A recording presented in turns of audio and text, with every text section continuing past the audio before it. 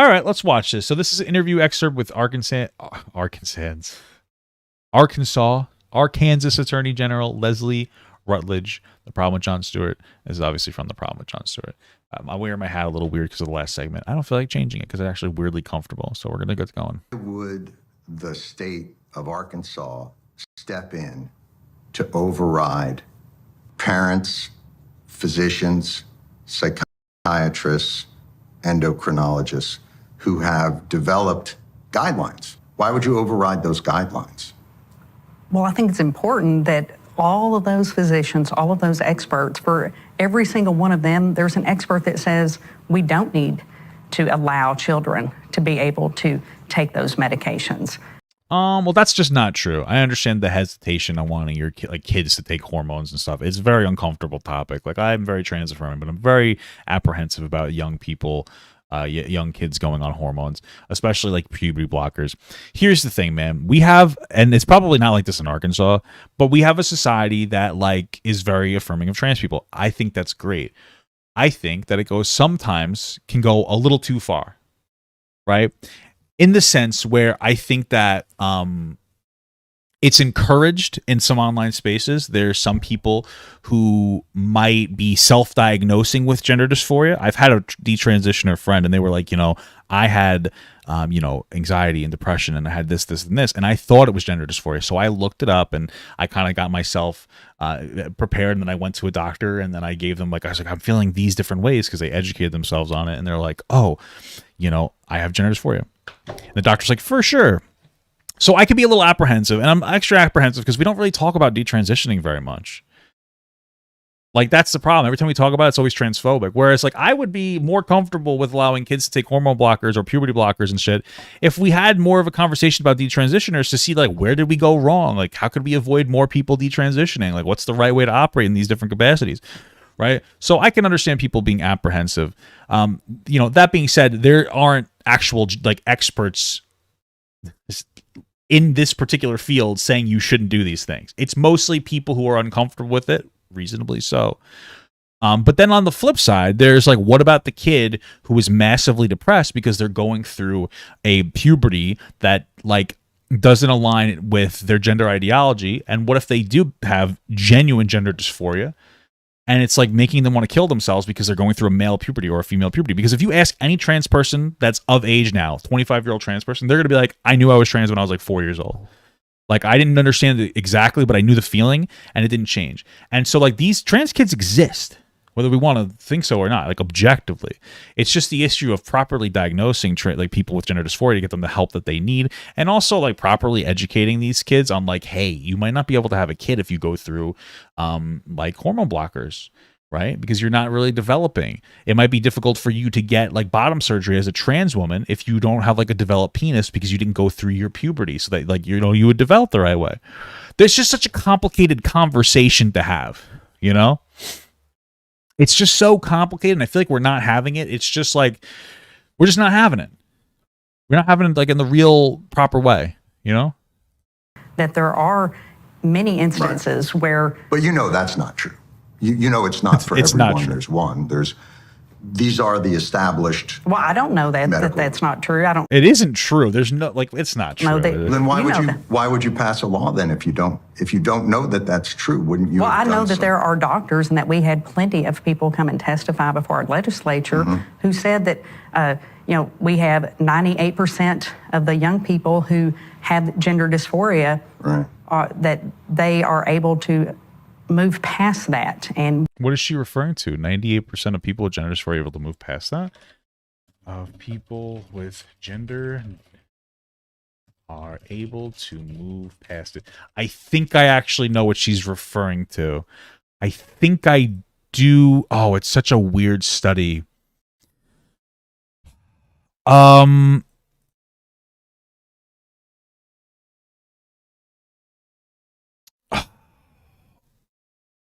So my understanding, it's such a complicated thing to explain without like the resource material here, and I have to like find it. I'm not going to be able to find it today. So what somebody like somebody being trans is in the past wasn't always the same. The guidelines, from my understanding, from my recollection, because I've talked about this before, I think I did it on a Jordan Peterson video, is where like back in the day it was basically just kind of like gay kids, and it kind of changed to what it is. The definitions kind of changed, so it's not 98% of these kids are. It's what the fuck.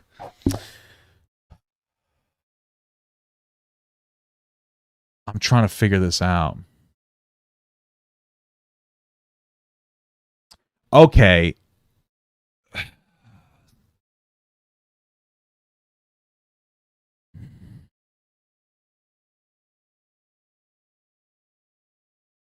Okay, so let me kind of, I'm going to read this article. I think that it'll be at least part of this article. So looking at the research, so this is like kind of like pretexting it, with like how the claim here is like 65 to 94% eventually cease to be identified as transgender. That's what the statistic says. Looking into the research, so one reason many researchers believe it's unnecessary to delay the social transition of a child is that they don't think the research on I don't know what this word. What is it? Dissidence is valid. In other words, they think that the number of children who grow out of their transgender identity has been vastly overblown. The school of thought holds that because the criteria for a diagnosis of gender dysphoria, previously called gender identity disorder, was less straightened in the past. The earlier studies include a large cohort of children who today would not be diagnosed with gender dysphoria, gay boys who have been experimented with different ways of expressing gender but were never really transgender in the first place. So basically the concept is, back in the day they're using the concept of gender identity disorder being the standard, which was not the way that we talk about gender dysphoria now, where like a gay kid that was just like maybe being a little more feminine but wasn't like wearing a dress would be diagnosed with gender identity disorder, but they don't actually have actual gender dysphoria. It was when mental health is like a conversation that we're having more and more every day. So they didn't properly understand gender dysphoria and they were over-diagnosing, and then these kids were obviously detransitioning because they never had gender identity disorder or gender dysphoria in the first place. So these are the out of context statistics that we are operating with. I don't think that means that we shouldn't continue to talk about the potential detransition rate, but it's not 98% in any capacity. It is from our misunderstanding of like gender identity disorder and gender dysphoria in the past, and like recalling onto old things like that to uphold today. A lot of mental health stuff from like 50 years ago is like everything Freud said, my understanding, is completely like wrong. But it helped a lot in learning the way that we move on and we study and evolve and understand mental health. And that's why this statistic is going to look the way that it looks. Okay. Sorry, I had to like refresh myself. It's one of those things where like I know what it is. I've looked at it multiple times, but it's been like a while. So I'm like, okay, I have to fucking quickly educate myself again, Once they have the help that they need, no longer suffer from gender dysphoria. 98% Wow. without that medical treatment. That's an incredibly made up figure. That doesn't comport with any of the studies or documentation that exists from these medical organizations. What medical association are you talking about of these doctors? Well, we have all of that in our legislative history, and we'll be glad to provide that to you. I don't have the name of that off the top of my head. I know it's something that... You don't have the name of the organization? You have the name of the study? The name of the person who did this study? Anything, you know what I mean? That off you're the getting top that of my information. head. Oh, okay. But yes. Sorry, somebody said... false papa. Most of what Freud said was correct, just not the super specific. So certain aspects were not correct, but the overall. Okay. Let me. Okay. We have all of that cited in all of our briefs. You're suggesting that protecting children means overriding the recommendations of... Okay. Just want to be clear. Thus, it didn't take long before it became clear that Freud's ideas were mostly wrong. Firstly, his developmental theory got wildly dismissed because no proof exists, etc. Okay, so just so you know, I believe I'm correct. It seems like he wasn't super correct about most of his stuff, but he was still very intelligent and it helped us move forward in the exploration of like mental health fields. Okay, just want to throw that out there. The American Medical Association, the American Association of Pediatrics, the Endocrine Society. We don't have enough data. We don't have enough to show that these drugs are effective and that these children are better off, and that we should encourage that actually might be true. Or it's not enough for you. No, listen, she actually might be kind of true in what she's saying. We don't have enough data. We don't have enough to show that these drugs are effective and that these children are better off, and that we should encourage these. Or it's not enough for you. I would argue it's not enough for most people. I would argue that it wasn't enough for most people, even now today. So realistically speaking, remember before I talked about how she referenced a very poor study on gender identity disorder that doesn't hold up today because we had the wrong and bad concepts of those things back in the day, which were like, let's say like 30 or 40 years ago. That is the precise reason why we don't have enough information today, because we haven't been accurately and intelligently studying gender identity disorder for a long enough time to absolutely 100% understand the outcomes in a long-term capacity, because we haven't been studying them in that long-term capacity. So when she says it's not enough, she's actually kind of right. We don't really know. And the unfortunate reality of the world is sometimes, and it sucks, people are going to have to be almost guinea pigs. It's 100% possible. I don't think it's likely, but it is possible that people being treated for gender dysphoria nowadays, that might turn out to be the wrong way to treat people 20, 30, 40 years from now. Right? That could possibly happen. We might find out like, oh, fuck, you know what? We needed to do this and we did this instead. And we might have done it well-intentioned. It's the same thing where we used to put like fucking, I think like cocaine when we did like dentistry, because we're like, oh, more morphine, like right into the gums, because we like thought that was what we should do. Same reason why we used to push cigarettes onto people, because it's like, hey, it helps you lose weight.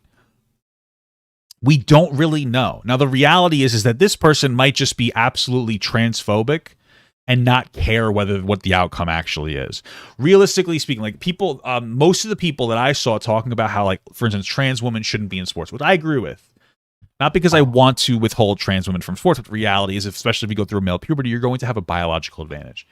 I'm saying that from a nuanced space where I don't want to exclude trans people and competitive sports. I think that she'll be able to play sports. But, like, unfortunately, I think it needs to be that way to maintain fairness. But most people, I think, that we're calling it out, or a lot of people online like Steven Crowder, it doesn't matter whether if the science said that everything, that if a trans woman and a cis woman like were biologically the exact same, Crowder would still say trans women shouldn't compete in sports, right? So it's possible that there's just like a always anti-trans perspective, and she just happens to potentially be correct or in some capacity, right? That's 100% possible. And it's possible that she will just always be like, no, fuck that, right? Let me try and flip it a different. They're making money off these medications also. Yeah, for sure. I understand that. But the thing is that they're making money off of like all medications.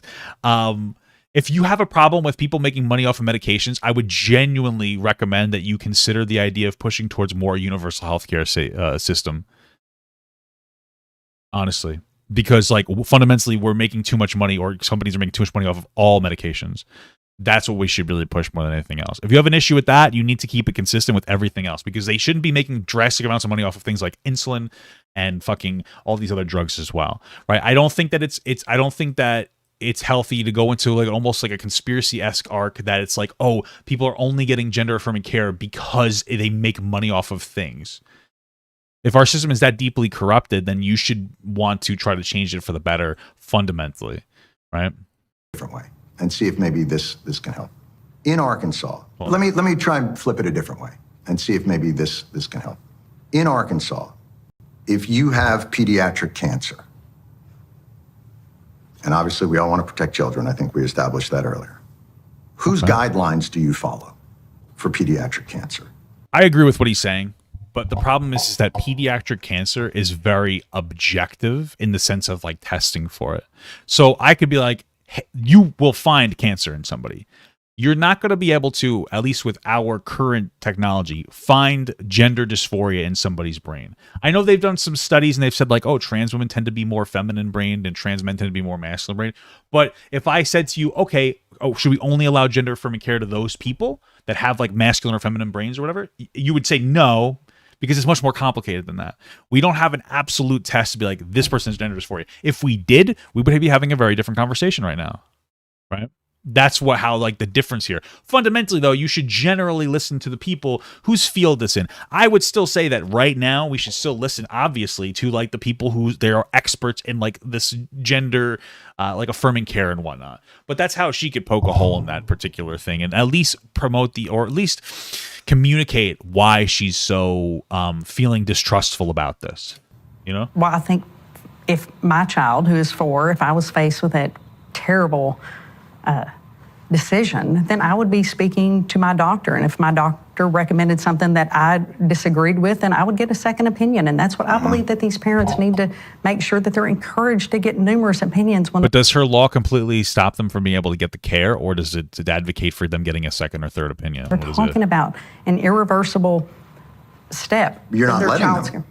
The state's not saying get another opinion. What they're saying is you can't. Yeah, what you're right. actually saying No, is that's the opposite. actually not at all what the state said. The state simply said that you cannot perform these procedures, and so parents should get another opinion. That they- Well, it's such a fucking scum line. She's like, we should get another opinion. That's not what she's saying. She's not saying get a second opinion on a diagnosis. She's saying get the other opinion, not get a second opinion. Just have the opposite opinion on the situation. She's just legislating your inability to potentially treat your child the correct way. This is like, what? That's some scummy language. That's some fucking degenerate shit language. That'd be like if I banned religion and people are like, well, I don't like that you don't allow me the freedom to have my own religion. I'm like, I'm not banning you from the freedom of having religion. You just can't have the freedom to have that religion or any others. You have to just have the opinion that is opposite of an opinion of a religious person. That's exactly what she's saying. You just cannot be religious. She's saying it like in a way that sounds like nice. It's silly. It's dishonest and it's shit. You know what I mean? Just own it. Her point before where she feels like there's not enough research, that's fair. Push on that. Say, I don't think there's enough research on this topic. That's fair. Right? I would still say that I think that these people who are their medical profession, they're probably more right than us who don't study this for shit. I wake up every day, I piss, I shit, I fucking stream. Right? You're a politician. It's okay to be skeptical, but you know, we're not the ones that are like ingrained in this. We didn't study for however many years. So it's okay to be uncomfortable and express concerns, but like, you know, we should still probably listen to the fucking experts on this topic. But like have a better opinion other than like you just can't have this option. Get a different opinion that's not the opinion that you want. You know, that's not getting a second opinion. And children should want to have another opinion. But that's not. Because again, these are 9, 10, 11, So if your 12-year-olds. child is suffering from pediatric cancer and the state comes in and says to you, they recommend chemotherapy, but we're not going to let you do that. So somebody in the chat says, as a scientist and a researcher myself, I do think more research should go into it. If we could find more of evidence to diagnose people, the puberty blockers could be okay. See, that's the problem, though. And this is what I was saying before. This is the unfortunate pill to swallow in this circumstance. And I would ask you the question, how do you think that we could do this research without prescribing the medication to actual people? Because there's no other creature in the world that has the concept of gender identity. So we can't test this on like lab rats like we do makeup and whatnot, or monkeys or whatever the fuck we tested, or other animals. So it's the unfortunate reality is all we can do is use the most evidence that we have today available to try to do our best to guide these young people into a way that they're not going to be unhappy for the rest of their lives. And the unfortunate reality is we might fuck up. And we did. We were fucking up. Remember we just talked about the gender identity sort of thing. And that's the problem. It's like when we talk about what's the additional research, there's none that you can do without, unfortunately, almost field testing it. It's the sad, fucked up reality. It just is. It's just an unfortunate. It's unfortunate, man. You know? You can't. We think you want to try those drugs yourself? Okay. Get a different opinion. And here's the organization we think you should get the opinion from. They're not the mainstream, but they're an organization. So that's who you have to be treated by. Does that sound like something you would accept? I think that's a very extreme example. That's not at all in line with what we're talking about. We're not saying that at some point, because when you have cancer, it literally is, and particularly pediatric cancer, and having friends that have lost children to pediatric cancer, having a 4-year-old, I'm sure. I've got some bad news for you.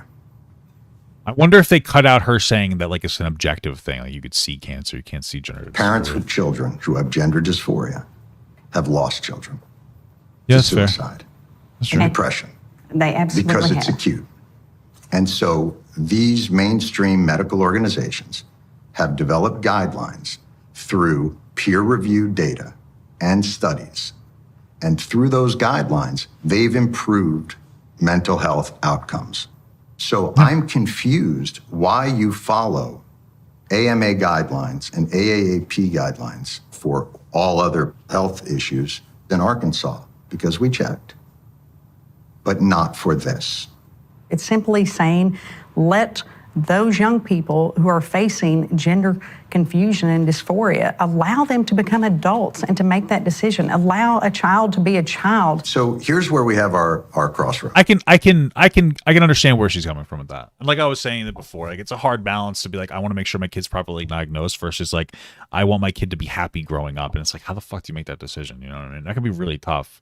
And ideally, we should let these kids get to an age where they can like accurately like make the conscious decision and be like, I know this is what I need, rather than having like an 11 or 12-year-old kind of like, you know, they may not be able to express themselves properly. They might be expressing themselves unintentionally, incorrectly. A lot of bad things can potentially happen. You've made the determination that protecting these children means not giving them access to the guidelines and care that have been designed by medical and mental health professionals for children expressing gender dysphoria. And I'm asking you again, what are your qualifications to step in and say, no, keeping you from that care is protecting you. You've made that determination. Well, these are irreversible decisions that these children at these young ages are making, or that their They're parents not are making making. the decision. You're making it sound like a 9-year-old walks into a doctor's office and says, give me some testosterone. And the doctor goes, oh, thank God, because we're wanting to create an army of transgenders because we're crazy. And they go right in like, No, we passed a law to protect the children. I think what she's trying to say is what I said before, where what if the kids like just maybe aren't expressing themselves well enough? The problem is it doesn't seem like it seems like maybe there's never going to be enough for her to like be comfortable with the decision, and that's like the problem. In Arkansas, and I think that's what is important. again, the medical community disagrees with you that Well, that's not all of the protecting medical children. community. Who doesn't? We have had experts testify here in Arkansas. Okay, from what medical organizations? Well, we have all of those in our briefs, and I apologize that I wasn't prepared to have a Supreme Court argument today in front of you, but we are going to have arguments on this case when the time comes. Yeah, it doesn't sound like she had any actual answer for like what the medical, because like that's the thing. Like, let's say you have a doctor, a foot doctor, and they're like, I don't think that this gender dysphoria shit is real. Like, of course, that's not their field of study, so it's not, they can't exactly be the most credible Lucas sources. Callahan became a member. Hey, thank you so much for the membership, brother. Everyone, thank you so much for watching, and a special shout out to all my Patreon patrons, my YouTube members, and my Twitch subs. If you'd like to learn how you can contribute even more than you already are by simply watching the video, you can check the links down below, which will unlock a special feature depending on the platform that you subscribe to, such as Patreon here, that will get your name right here on this wall. Thank you so much, guys, again for watching, and have a good one.